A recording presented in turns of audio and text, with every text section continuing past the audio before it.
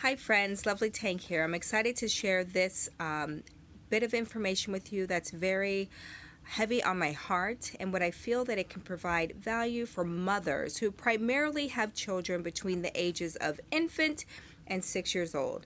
So I am a mother of four. I have a 12-year-old, I have a 9-year-old, I have a 6-year-old, and I have a 1-year-old. Just a little bit of background about me. I'm married for 16 years. I've been a Christian for 22 years, and I have experience in running a home based preschool. I did that for 5 years, and I made that decision when my two oldest children were 3.5 and 10 months old. And when I did that, I decided, like, what can I do to still contribute to my family as well as provide value for the community? So through that preschool, I had a very heavy emphasis on art and nature, working with preschoolers. I did that for 5 years, like I mentioned, and then my family and we relocated and settled here in New Jersey.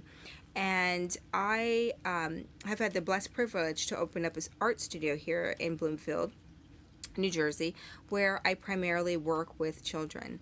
And so I have a lot of experience behind how to engage and entertain children during this time of quarantine.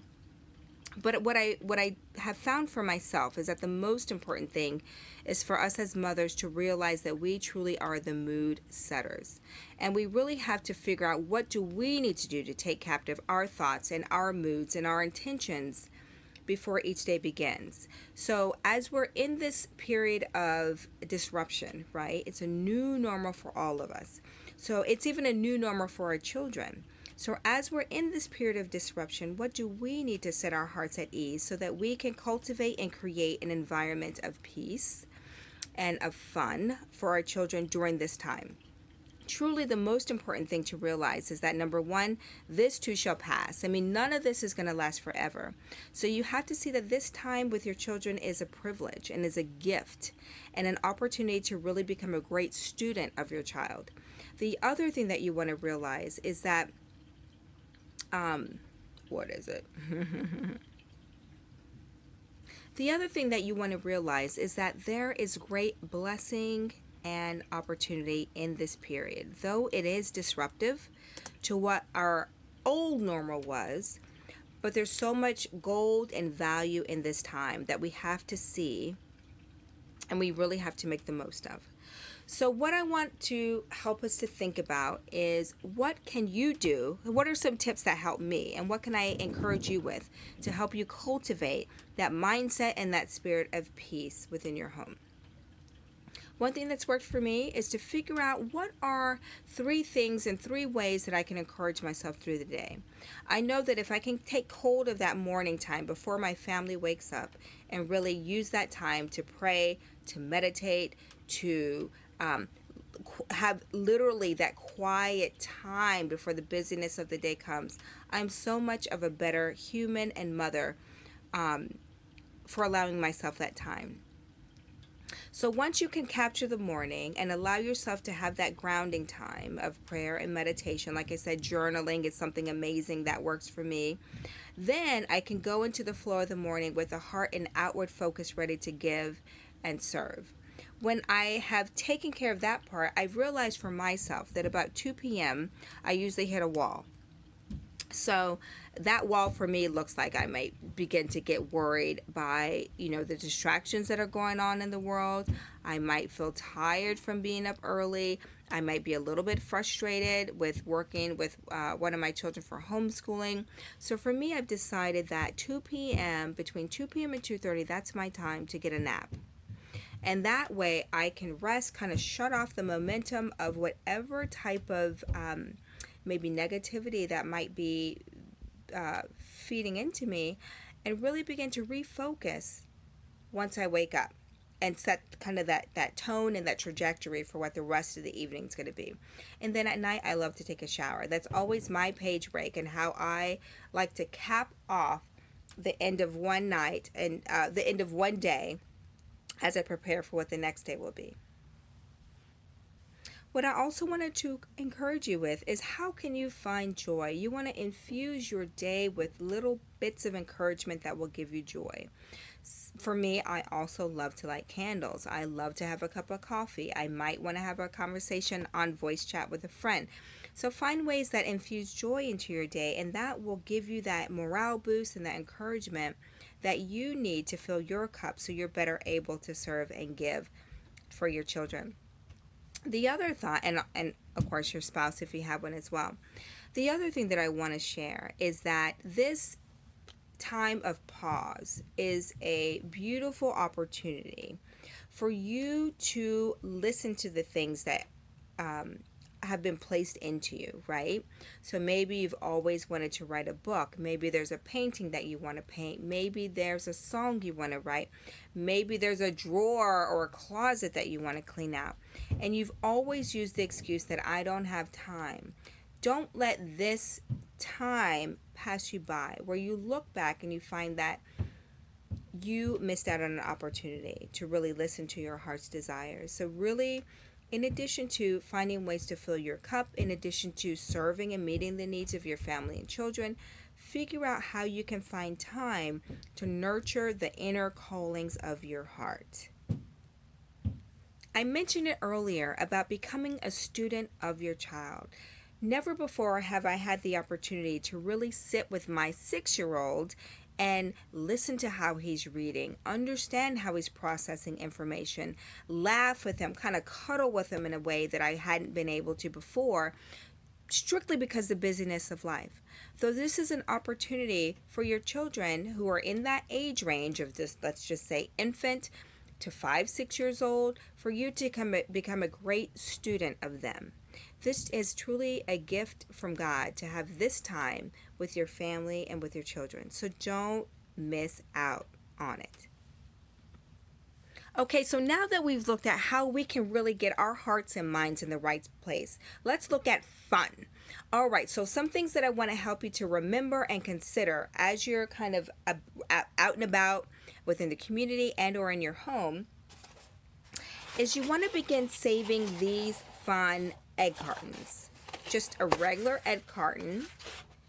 But what you'll find is that these cartons are amazing for art projects for children. If you just Google artwork for preschoolers or elementary school students using egg cartons, you'd be amazed at the abundance of creative opportunities that can be presented through this one material that you have in your home. The other thing that I think is great, and I've actually already used this one, but these egg cartons that have the plastic containers in them. So if you have a child that's working on fine motor skills or wants to do watercolors or paints, this is such a great material because it's plastic to keep within your home that you can use and utilize for projects for your children. All right, so keep these handy too. So I wanted to show you something very fun that I made with my daughter who is 1 year old, but I also did this project with my other 2 children, my 9-year-old as well as my 6-year-old. So 3 kids were involved in this one project. So this is actually made of salt dough, and the materials are very simple. You just need flour, salt, and water. Those 3 things put together to make a really yummy dough, which not yummy to eat, but yummy to feel. So it's great for sensory. It's great for just kind of playing with, and then it's great for keeping a keepsake, especially during this time when we really want to have things to look back on and think of cherished memories and experiences together. So this is a salt dough handprint that I made, and actually my other 3 kids were a part of it. But it's solid. You put it in the oven at 250 once you put the ingredients together. And my daughter was able to kind of play with it prior to me smushing it down and putting her handprint in it. I poked some holes in it with a skewer, and then I painted it once it was completed and baked. And so this is a keepsake that we'll always have. I mean, she'll never have a hand this small. And I'm grateful that we were able to create this together during a time of uncertainty like we have now. So be creative and find opportunities to create memories with your little ones. Some key points to remember. Number one, as women and as mothers, we are the mood setters in the home. Whether we want to embrace that responsibility or not, you are the mood setter within your home. So receive it, acknowledge it, and then take control over what you need to do in order to cultivate a spirit of peace within yourself as well as in your home. Number two, we have to remember that our children are also in a season of disruption. You know, whether your children were going to daycare every day or in school every day, or maybe they were with a babysitter every day, this is also out of their norm for them to be home with either one or two parents all day without any type of structure. So also have a level of sensitivity towards them as they are also adjusting to a new normal. Number three, you have a choice to decide what you want this season to look like for you and for your family and for your children especially. So do you want to cultivate a home of peace and fun, or do you want to cultivate a home of fear, misery, and distress? And number four, here are two scriptures that I cling to during this time.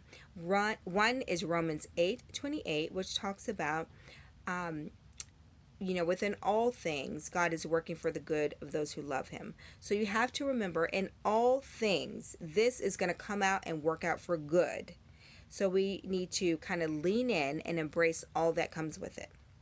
And the second scripture is 2 Corinthians 10:5, which talks about us taking captive our thoughts and making them obedient to Christ. So it's not going to be unusual that we have negative thoughts, that we get frustrated, that we get fearful, that we get depressed. We're going to experience, if we haven't already experienced, an array of emotions. But we do have the tools and the scriptures to support us in taking captive those thoughts and making them obedient to God, and really focusing on things that are above, right? Things that are lovely, pure, noble, like focusing on the good. And lastly, I want you to remember that this is an opportunity for you to cultivate your heart's desires as well. We are natural givers and servers within our home, but God has also put within us desires of our heart, and we are destined to do great things in our own lives. So cultivate those natural callings within you, and don't be afraid to step out and lean in to those callings as well. This is a natural pause for all of us, and we can make the most of it, not only for our families, but also for ourselves and for God. Thank you so much. Bye-bye.